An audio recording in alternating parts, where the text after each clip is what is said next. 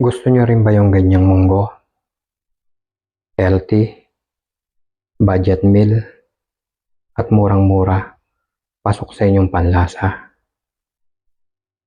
Tara, magluto tayo. Ang unang gagawin ay magpapalambot muna tayo ng munggo natin. Pagkatapos, pag malambot na yan mamaya, gigisa natin. Ito po yung mga gagamitin nating mga ingredients sa ating lulutuin. Gagamit po tayo ng ampalaya, kamatis, sibuyas, bawang. At gagamit na rin tayo ng bagoong. Ito yung pampalasa natin. At habang nagpapalambot po tayo ng ating munggo, maghihiwa muna tayo ng ating mga ingredients. Unahin ko muna yung bawang. Titirisin ko lang yung bawang. Yan, ganyan lang. At i-slice ko siya ng maninipis lang. Mas masarap kasi sa bawang yung pinipino mong maigi. Yan, ganyan lang. Tatabi ko muna.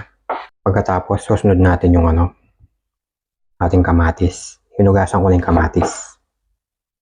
I-slice ko lang yung kamatis natin. Pagkatapos, sunod ko yung ating ampalaya. I-slice ko rin siya. Yan, kayurin ko lang na maigi. Ayan nalinis ko na. Pagkatapos, chop ko. I-slice ko lang siya ng maninipis.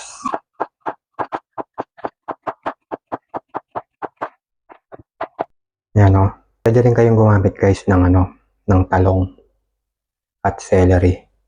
Tapos susunod natin yung sibuyas.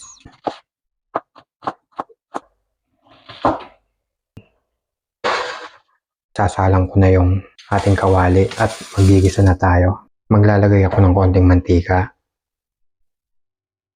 Magigisa na tayo. Gumamit pala ako ng mantika na olive oil. Pwede rin kahit anong mantika. Yung choice nyo. Mainit na yung mantika. Ilalagay ko na yung ating sibuyas.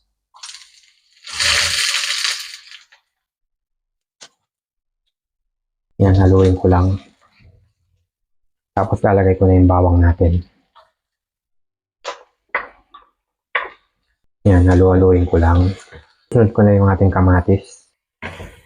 Tapos maglalagay ako ng isang kutsarang bagoong. Ayos na yung isang kutsara. Malasa na yan. Pagkatapos lalagay ko na yung ating munggo na pinalambot. Titikman ko muna. Bago natin lagyan ng patis or anumang nilalagay nating pampalasa, kailangan tikman nyo muna. Kasi naglagay tayo ng bagoong. Maglalagay rin ako ng patis. Pagkatapos halu-haluin natin para hindi siya manikit sa ilalim.